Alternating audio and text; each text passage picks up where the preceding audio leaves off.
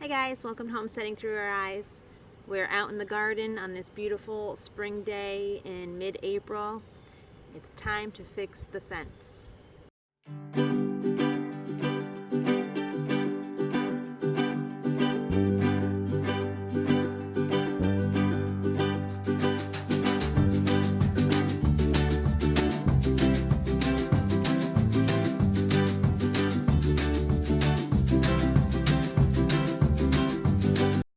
So here's the fence we had for the last 3 years in our garden. It worked really well for 3 years. It was really cheap and it was what we needed at the beginning of our season when we didn't have here because we didn't have a lot of money. So we ended up using tree limbs from trees that we had to cut down to allow some more light into the garden and the yurt. And we knew it wouldn't last forever. And this year we had a windstorm and about 70% of it snapped down at the base and is no longer usable. So 4 years later, and it's time to build the garden fence. Now we have acquired many more resources, mostly scavenging or relatives or alongside the road for free or recycling center or wherever we can get our hands on it. And we are able to build a better fence this year and hopefully something that will last a long time.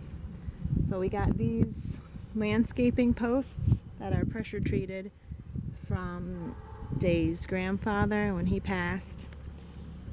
And we also explored our 4 acres more thoroughly and found a ton of dead cedars still standing on the property and have been utilizing them as well. They last a long time, they smell great, and they're really beautiful. So we're filling in what we don't have of the landscaping posts with cedars. We have to use about 8 cedars. We just got done for the last 4 days digging with the clamshell diggers 20 holes about 1.5 to 2 feet deep. I said we, but really it was Day. I probably did about 2. We also changed things around a little bit now, knowing our garden and our property a little bit better, and actually cut out some corners of the garden, made it a tiny bit smaller. This area over, this is where the new fence line is going to go, from here to here. And the old fence line actually went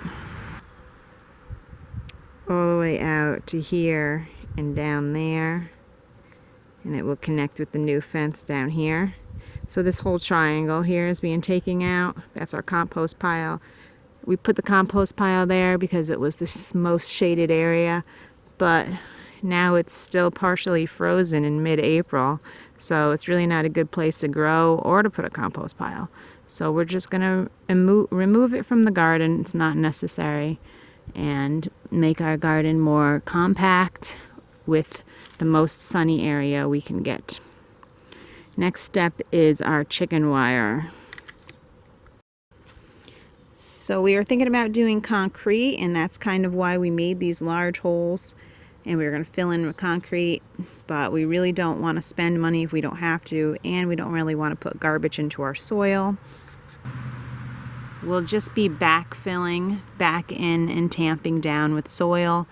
We did go about 1.5 to 2 feet deep, and the fence we're putting up is just going to be chicken wire. I really don't think it's going to need concrete.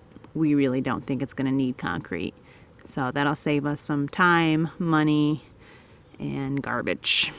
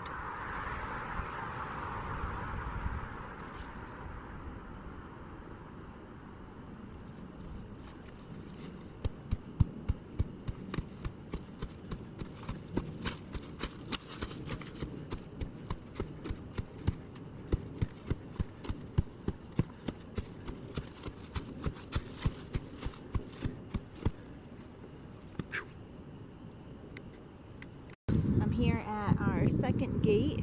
We only had a first gate on our first fence, which was way over there, and it was a long walk from the yurt. So we added a second gate in the back.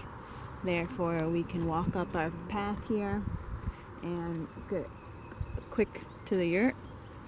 I wanted to talk a little bit about the top fencing, which we already put on. Here it is here. It is a 2-inch by 2-inch chicken wire fencing. It's not the most sturdy, best fence, but this will be our 4th year using it. We actually had this as our bottom fence, and bunnies were able to hop right through it, and we needed something smaller. So what we did with our new fence build here was bring our old chicken wire up. We put it at 2 feet up off the ground here.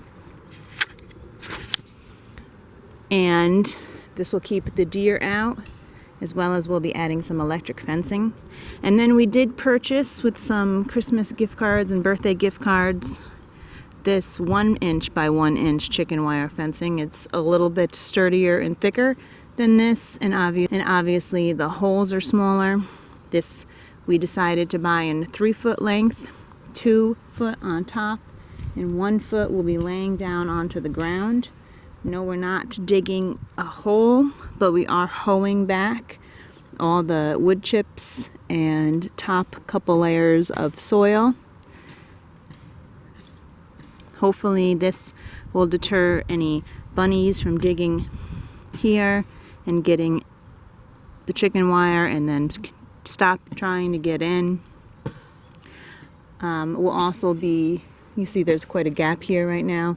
We'll also be connecting these with some chicken wire wrap, with some wire wrapping, and then we'll be running a electric fence through here, and then also an electric fence along the top, just to keep anything that wants to try to climb. So here we can see where we left off on the fencing, the bottom fencing. We already got the top completely done. Jay is hoeing the bottom area, like I said, and we'll be putting our next fencing in.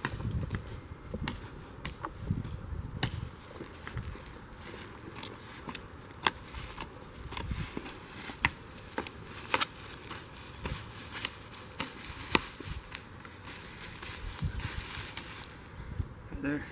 Hi. So we're all finished up with the fence post. We secured it with 2 nails, top and bottom. And we're on to the next step, which is cutting the 1-inch chicken wire so that it will wrap around the trees and the bends easily. So as you can see there, I cut the first couple rows. I'm probably about a quarter way done.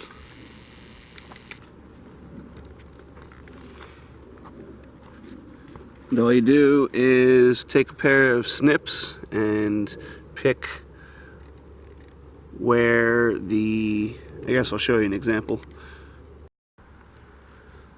So the fence comes along here and then kind of bends around that tree, which I have cut already but not flattened out yet.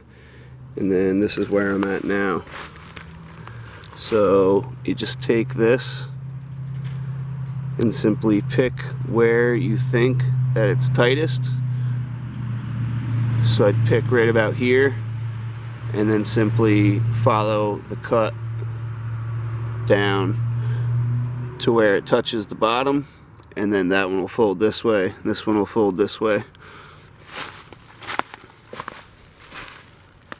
like so.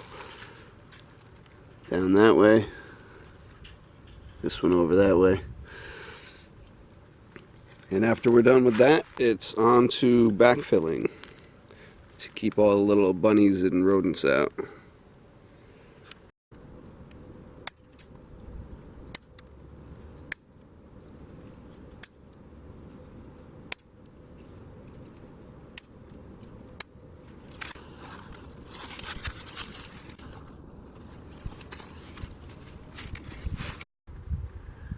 Last step before backfilling is we plan to go through and take just these little wire pieces that I cut up and take them and wrap them in points equally spaced. So I'll do one here and then come down here. All you're doing is simply taking this wire and wrapping it around and securing it. We just got done wiring the bottom and top fence together. While we're at it, we wanted to wire the top and the bottom of the gate together, just so that when we went to finish the gate off later, it was already done. And now it's on to backfilling. So to backfill, simply just start backfilling.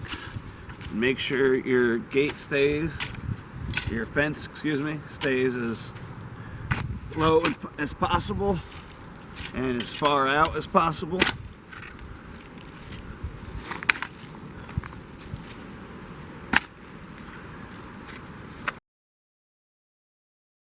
We put up a wonderful new fence. It is 6 feet high. It has 1-inch chicken wire on the bottom that we just purchased this year. And then we reused our old 2-inch chicken wire across the top.